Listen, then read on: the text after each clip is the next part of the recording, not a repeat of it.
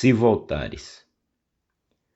Como o sândalo humilde que perfuma o ferro do machado que lhe corta, hei de ter a minha alma sempre morta, mas não me vingarei de coisa alguma.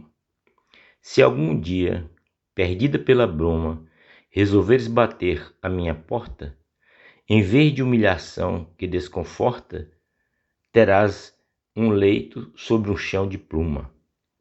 Em troca dos desgostos que me deste, mais carinhos terás do que tiveste, e meus beijos serão multiplicados.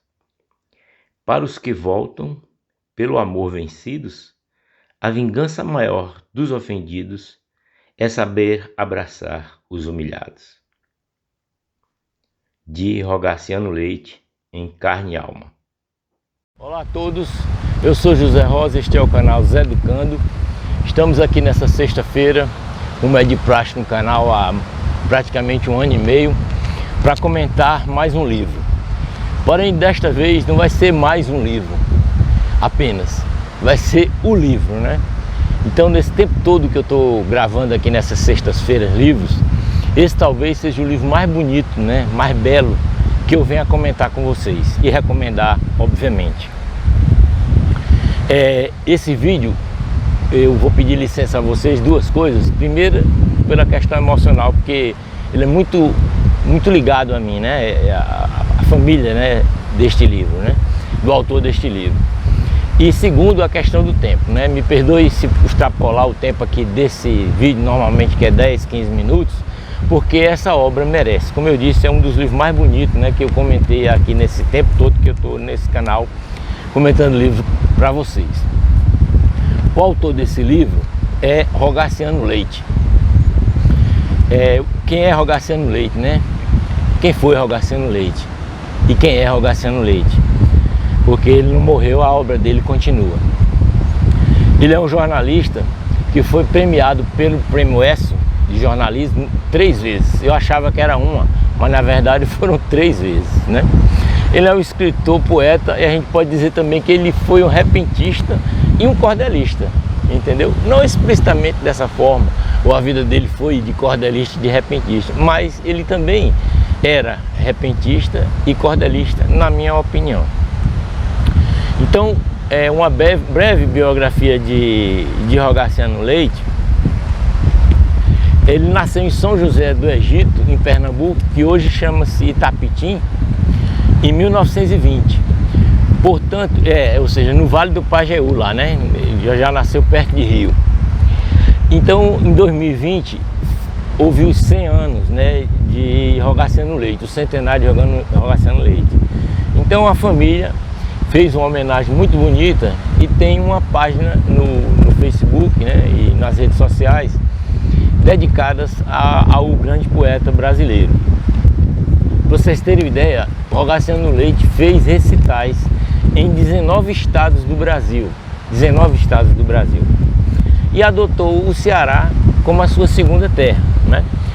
A história muito pessoal, né, minha com o Rogaciano Leite, pai, é que na verdade ele foi grande amigo do meu pai, né? E eu era adolescente e não conheci. E as linhas da vida, né? Os caminhos da vida que a gente não sabe e não conhece e não vai determinar nunca, fez com que anos depois eu conhecesse a filha dele, a Helena Roraima, e me casado com ela e tendo uma filha, que é a Rosaninha, que é neta, portanto, desse grande poeta Rogaciano Leite. Então são essas curvas, né, e essas idas e vindas que a vida nos traz, né? Então, para vocês terem uma ideia, o Rogaciano Leite, ele é considerado, preste atenção, ele é considerado um poeta, um escritor no nível de Castro Alves, mas não é por mim não, nem pela família não. Ele é considerado por grandes literatas desse país, né? Foi considerado como um poeta lírico, né? Comparado a Castro Alves, né? O maior poeta dessa boa terra da Bahia e um dos maiores do Brasil. Para vocês terem ideia de quem que eu estou falando, né? É uma coisa realmente, uma personagem, uma personalidade, um literato, um poeta que deveria ser muito mais difundido, muito mais conhecido, não só nas escolas do Brasil, mas em todo mundo, né? Por todas as pessoas. Muito bem. Quem disse isso também, gente, só para vocês terem ideia, foi o Jorge Amado, né? Jorge Amado, o grande escritor baiano, né? Ele dizia que Rogaciano Leite era um Castro Alves, do nível de Castro Alves. Então, assim, nas palavras do filho dele, Rogaciano Leite Filho, já falecido, e que está na contracapa deste livro, eu vou falar breves palavras do que ele disse a respeito do pai, porque na verdade é realmente um resumo, né, da vida e dessa obra que eu vou comentar com vocês, que chama-se Carne e Alma, o livro. Então ele diz assim, Rogaciano Leite Filho, na contracapa deste belo livro, ele diz assim: a reedição de Carne e Alma possibilita agora ao maior número de pessoas conhecer um pouco da poética de Rogaciano Leite, nordestino nascido sob os acordes da viola e a beleza do repente. Um poeta que soube trazer ao verso o romantismo do coração, as saudades das terras sertanejas, a aventura e a paixão vivida nas fronteiras do tempo. Rogaciano Leite não se fez omisso diante da fome, da miséria de seu povo. Revelou também o homem marcado por uma sociedade justa, denunciando nas palavras a outra face do Brasil. Quão atual é esse poeta. Concentrou em versos toda a inspiração que nos deu um livro que na essência é sua própria carne e alma. Se o seu corpo hoje não existe mais, algo de belo deixou ao mundo, a poesia, força que se transforma em emoção e nos mostra o quanto estamos vivos. É só essa orelhinha aí para vocês terem uma ideia que obra linda é essa, né? E aí, gente, também fazendo um esclarecimento aqui, esse livro foi publicado, a primeira edição em 1971, a segunda edição em 1988 e a terceira edição em 2009. E aí tem um texto que ele fez, o poeta, uma poesia que ele fez, na apresentação do livro, a Helena Roraima, filha dele, coloca, que eu achei assim de uma beleza imensa. E aí eu vou reproduzir aqui rapidamente. Eu não sou declamador, quisera eu ser, né, para estar à altura de grandeza dessas poesias, mas eu vou dizer para vocês essa canção do agradecimento que foi publicada no Jornal de Santos, São Paulo, em 1950. Ele diz assim, e eu vos disse agradecido, Deus abençoe essa mão que arrasta ao mundo das luzes o que está na escuridão, que expõe nas ricas vitrinas as pepitas diamantinas que o garimpeiro encontrou, que leva das livrarias para as estantes vazias um livro que se editou. Vosso gesto não tem nome que a boca possa dizer, eu o sinto, mas não posso classificá-lo, entender. Porém meu livro, que é mudo, talvez possa dizer tudo quanto em verso gesto está. E se ele, que é tão deserto, não o disser, estou certo que a voz do povo o dirá. Mas, olha, o que eu vou dizer a seguir, as pessoas podem não concordar, porque é livre, né? O pensamento é livre, a cultura é livre e, sobretudo, a arte é livre, né? Mas em relação à poesia, a poesia é arte pura, né, gente? Em relação às artes escritas, à literatura, eu entendo que há 4 gêneros, né? O primeiro gênero é a carta, né? Ou as epístolas. Isso é bíblico, né? Desde o tempo da Bíblia que temos cartas e mais cartas, e é um gênero que todo mundo usa, né? Eu pelo menos usava, ou até usa hoje através de e-mail, ou quem escreve em digital ou pela internet, não interessa, isso é uma carta, né? Eu escrevo muita carta, né? Muito bem, isso aí todo mundo escreve. Agora há cartas e cartas, né? Você sabe que tem livros de cartas. Por exemplo, há uma correspondência entre José Saramago e Jorge Amado que virou livro, né? Não sei se eu já comentei aqui, se eu não comentei eu tenho em casa, eu vou ler e vou reler. Eu acho bom porque eu releio esses livros tudo e vou comentar com vocês porque vale a pena. Então é um gênero literário, primeiro, eu acho que é o mais simples, nem sempre, né? Mas é o gênero literário mais comum, vamos dizer assim, que é a carta. O segundo que eu entendo são crônicas, né? Então crônicas são escritos do cotidiano, normalmente pequenas, 1 ou 2 páginas no máximo, às vezes mais, mas normalmente é isso, né? Escrita por quem sabe escrever já. Aí já começa a dificuldade, né, desse gênero literário chamado crônica. A gente tem grandes cronistas, Veríssimo atualmente, tem uma pancada de grandes cronistas brasileiros, né? Muito bem. Isso aí de vez em quando eu escrevo também, minha trio eu escrevo a crônica. Aí vamos aumentando no gênero literário. O conto, né? Então o conto já passa da crônica, para mim, eu entendo, do conto, duas características importantes. Primeiro, a ficção. Todo conto, para mim, ou quase todo, é ficcional, né? Então já começa a criatividade do autor, está bem presente, né? A crônica, desculpa, o conto. E o tamanho dele. Então o conto normalmente é bem maior do que uma crônica. Muito bem.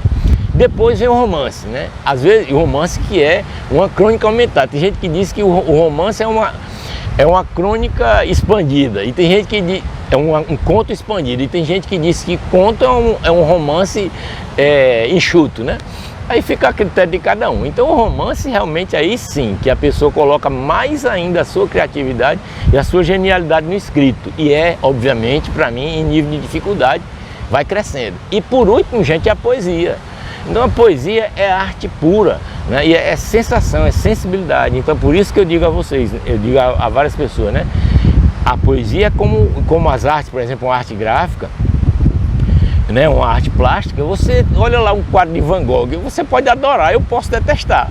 A mesma coisa é uma poesia, né? Então é sentimento, é aquilo que o autor te passa, aquela viagem que você faz ali. Tem gente que não gosta, fazer o quê, né? Tem gente que não gosta de nenhuma poesia, aí a tristeza é medonha, né? Mas a gente tem que respeitar, e tem gente que gosta de todas ou quase todas, que é o meu caso, não é verdade? Então eu estou fazendo essa digressão aí literária só para dizer o que eu penso a respeito disso, né? Então esse belo livro, Carne e Alma, e aí já passamos dos 10 minutos e vamos em frente, que tem mais coisa. Esse livro, Carne e Alma, é uma coisa de uma beleza, gente, que eu fico com vontade. Quando eu li e terminei, eu gastei 2 semanas para ler. Não por causa do tamanho do livro, né? Porque não é tamanho, é qualidade, é poesia, é coisa que você lê, relê e vai refletindo, né? E esse livro aqui, ele tem umas características dele interessantes, porque ele é ao mesmo tempo... Bom, ele é todo de poesia, né? Do começo ao fim, né? Todo tipo de poesia. Aí tem soneto, tem sexteto, tem cestilha, tem redondilha, tem poesia livre, e tem tudo quanto é tipo de poesia que você quiser imaginar, nesse livro tem. Na verdade, eu digo em termos de tipo, né? De característica de poesia. E é isso que é a linguagem dela. A linguagem desse livro, ele é ao mesmo tempo telúrico e erudito. Por que eu digo que é telúrico e erudito? Porque ele é telúrico porque ele é eminentemente da terra. Herval Graciliano Leite foi um poeta e é um poeta eminentemente ligado às coisas da terra dele, desse nosso Nordeste, desse nosso Brasil que ele tanto viajou, e do amor, né? Quer dizer, dos amores que ele teve, né? Dos amores das mulheres que ele teve, de amor, né? Que eu estou colocando o amor homem e mulher. E também o amor geral pela pátria, pelos homens de uma maneira geral. É um negócio assim, fantástico, esse tipo de poesia dele, né? Então ele é telúrico, mas ao mesmo tempo você observa, e eu acho que é por isso que vários literatos dizem que o escrito dele é tipo Castro Alves, né? É como se fosse o Castro Alves, porque é erudito. É erudito. Eu não conto as vezes que eu tive que ir ao dicionário para terminar de ler esse livro. Palavras que eu desconhecia. Tá entendendo? Várias palavras que eu desconhecia. E com isso se aprende também, quando se quer aprender, né? Se aprende também, e muito, com um poeta desse. Então é uma obra fantástica, gente. Olha, aqui rapidamente, só para contar para vocês, ele é dividido em 3 partes, esse livro Carne e Alma. A primeira parte chama Poemas Sertanejos, a segunda parte são versos a esmo, e a terceira parte são linhas amazônicas. Ele tem uma relação muito forte com o norte do país, né?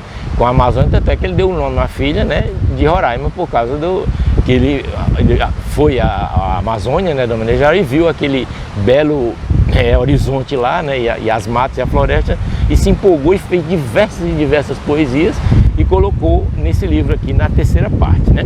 Então, eu queria ler uma porrada de poesias para vocês, mas não vou ler não. Eu vou ler só algumas que eu pensei aqui, e não a poesia inteira, porque o ideal é que vocês comprem um livro, adquiram um livro e leiam o livro, né? E esse aqui é um dos objetivos desse meu papo aqui com vocês. Mas tem umas coisas aqui, gente, que eu não posso deixar de registrar nesse vídeo, porque fica guardado aqui pra gente, e sobretudo pra mim e para as famílias da gente aí, nem para quem gosta de literatura. Então o primeiro que eu vou ler é um pedacinho, na verdade, uma poesia que ele chamou Aos Críticos, está logo no início do livro. Olha que coisa interessante, né? Pelo jeito da poesia, você observa que ele deve ter recebido um bocado de crítica aí afora, como todo e qualquer grande escritor e grande poeta. ele recebe crítica, né? Então nesse poema ele diz assim no final, ele diz assim, ó: finalmente este volume de tão fraca ressonância tanto tem risos da infância quanto guerra, fome e amor. Numa palavra, senhores, o livro que eu vos entrego é como saco de cego, tem feijão a toda cor. Achei isso muito legal dele, né? Além de tudo, ainda tem um quê de humor, né? Nesse escrito dele. Uma coisa também interessante, que eu já conhecia essa poesia, mas não sabia que estava nesse poema, chamado Tarde de Maio, é o que ele fala sobre saudade. Rapaz, vejam que coisa linda é esse pedacinho desse poema, né? Ele diz assim, ó: saudade, pedra de gelo que cai sobre o coração para conservar a lembrança daquilo que a gente quer. Rapaz, sinceramente, isso é um negócio pra mim, não é? E é de cada um, lindo demais, sabe? Um negócio lindo demais, sabe? Aí, só mais 3, porque eu fiz uma coletâneazinha aqui pra mim, pra colocar nesse vídeo. Tem um que ele fala de Eulália, né? Eulália com certeza foi alguma namorada, alguma paixão que ele teve, né? E aí na poesia a gente só capta isso, né? Captura isso pela leitura. Isso não é explícito na poesia, mas a gente vai capturando as coisas. Então essa poesia ele fez para Eulália. Olha só esses dois pedacinhos aqui, final da poesia, né? Mais tarde era o intervalo do pecado. Enquanto a orquestra demorava o ensaio, a pianista, curvando-se ao teclado, dedilhava a canção Rosas de Maio. Era aquela canção, quando partimos, a que Eulália tocava todo mês. Pois foi no mês de maio que nos vimos, Eulália e eu, pela primeira vez. Recordação, saudade, sofrimento. Aproximei-me sem saber porquê. Era Eulália que estava no instrumento. Sim, Eulália, vestida de soaré. Quando me viu, eu vi também seu vulto afogar-se nas brumas de um desmaio. E até hoje em minha alma, um piano oculto vive sempre a tocar Rosa de Maio. Rapaz, é uma coisa, né, gente? Eu acho, sabe isso aí? Tem um poema que ele fez aqui na frente sobre Castro Alves. Olha que coisa interessante, né? Ele fez, o título do poema que ele fez, né, Alessandro fez, era assim: Acorda, Castro Alves. E esse poema, ele é comprido, sabe? Eu não vou ler aqui não, mas só para vocês saberem, esse poema, que é de março de 1947, ele foi editado em Fortaleza por ocasião do centenário de Castro Alves e tem uma apreciação de nada mais, nada menos, Jorge Amado. Quer dizer, a gente está entre grandes, né, gente? Aqui nós estamos entre grandes, né? Aí, para finalizar, tem um aqui que ele fala sobre as crianças indigentes. Nesse poema, gente, que é lindo, ele não é muito comprido. Ele tem 3 páginas no poema. Olha só, o poema tem 3 páginas. E eu dizendo que não é muito comprido. Esse poema, as crianças indigentes, nesse poema, ele coloca tudo aquilo que Rogaciano Filho colocou no início e está na contracapa desse livro que eu li rapidinho, o que Rogaciano Leite Filho disse a respeito da obra do pai, que é toda a sensibilidade social do poeta para os menos favorecidos, para os pobres desse país e sobretudo as crianças. Então ele diz, só no finalzinho, para vocês terem ideia da grandeza desta obra, ele fala assim, ó: se as criancinhas são como aves santas, porque todas não têm a mesma pluma? Porque se separa desigual destino? É que o poder, na estupidez suprema, endeusa o bravo com lauréis e estrelas, mas não vê que este herói já foi menino. Homens da pátria, desatai dos olhos a faixa negra desta triste inércia, que embuça em crimes o esplendor nas leis. Colhei do pântano esses lírios murchos, fazei que possam reviver no oásis e no campo em festas a florir vereis. Rapaz, é um negócio, eu estou dizendo, esse livro é uma coisa, gente. Eu vou parar por aqui, porque a emoção é muito grande mesmo a comentar um livro dessa natureza, né, e dessa importância, e deixar o convite a vocês que leiam este livro. Eu vou colocar no comentário, né, geral desse vídeo, vou colocar as formas de como você obter esse livro, né? Você pode pegar pela internet, ou quem morar em Fortaleza pode ir lá comprar num determinado endereço que eu vou colocar aqui, né? Como eu disse a vocês. E eu agradeço quem permaneceu até aqui nesse vídeo, né? Coloque por favor o sininho para receber as notificações do canal, comente o que desejar, curta o vídeo e se inscreva aí no Zé Educando se não tiver inscrito ainda. Um forte abraço.